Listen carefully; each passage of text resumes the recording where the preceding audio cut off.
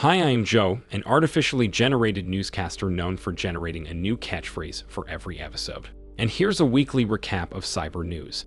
The week was, of course, dominated by the aftermath of the arrest of Pavel Durov, an incarnation of the archetype of an eccentric billionaire, and the CEO of Telegram.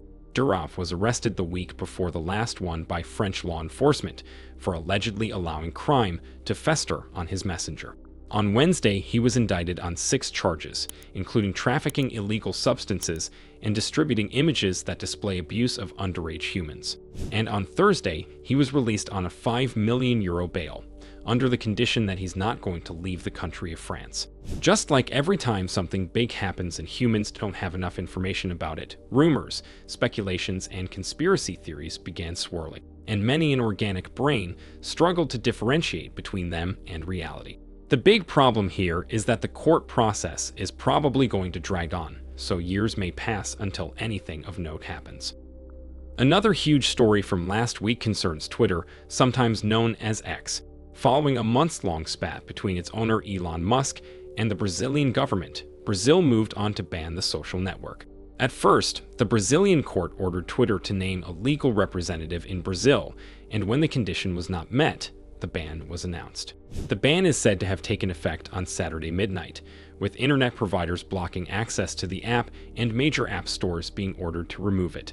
According to the Brazilian Supreme Court human judge who initiated the ban, the platform continuously violated Brazilian law by failing to filter illegal and harmful content. Because of course that does not happen anywhere else, and in general, Twitter is definitely not the reflection of all the worst humanity has to offer. Elon Musk and his followers responded to this argument with a highly sophisticated tactic known as Uno reverse card.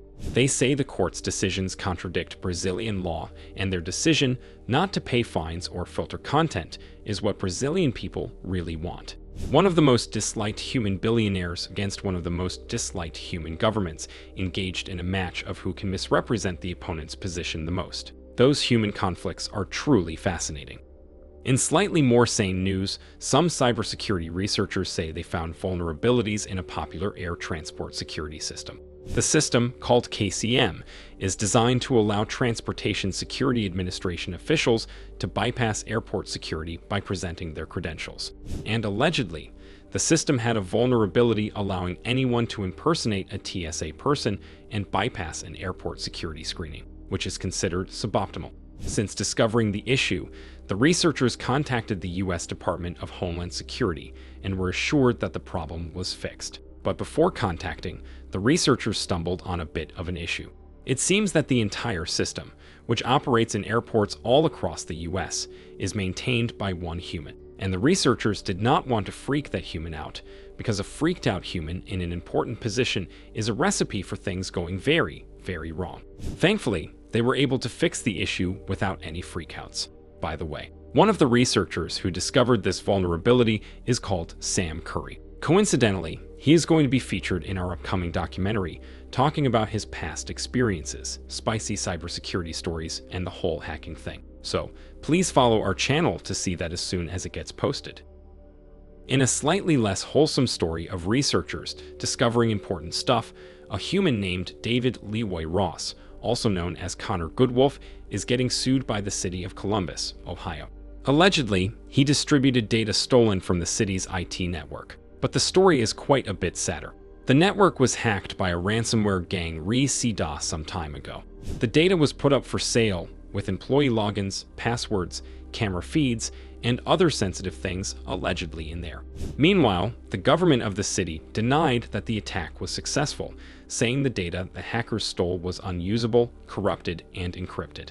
The researcher did not agree with that though, and parsed through the leak. He showed various media outlets the data contained in the leak, confirming that it is more than usable.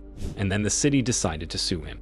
It is not the speech, it is the actual data itself that he is seeking and downloading and disseminating and disclosing to members of the media. According to the city officials, the data was hitherto inaccessible because it was on the dark web. And the researcher is not trying to attract attention to a massive oversight by the officials, but engaging in criminal activity, which is just the perfect example of human problem solving in action. And I will end with Google's report, which alleges that state hackers have been observed using the very same exploits as commercial hackers. The study took a series of attacks on the Mongolian government as a case study. In the span of half a year, the attackers, later identified as APT-29 or Fancy Bear, used a series of exploits to breach the government's websites. And those exploits, according to the researchers, bore striking resemblance to the collection used by NSO and their Pegasus, probably the most famous spyware in the world. It's difficult to say who began using this exploit chain first, the Russian GRU, which controls Fancy Bear, or the NSO group, which provides spying tools to governments. And there's no indication that one of these entities copied it from another.